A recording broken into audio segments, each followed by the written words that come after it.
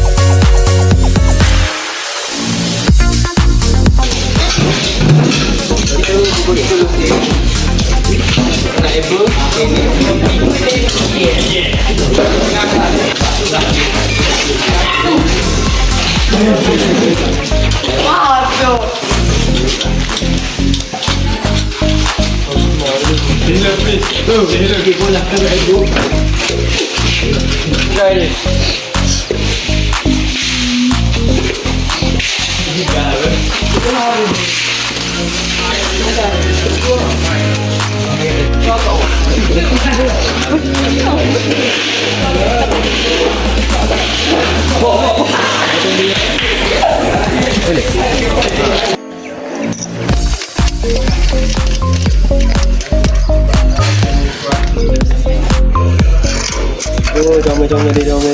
Memang lo ni. Aku santai. Boleh lah.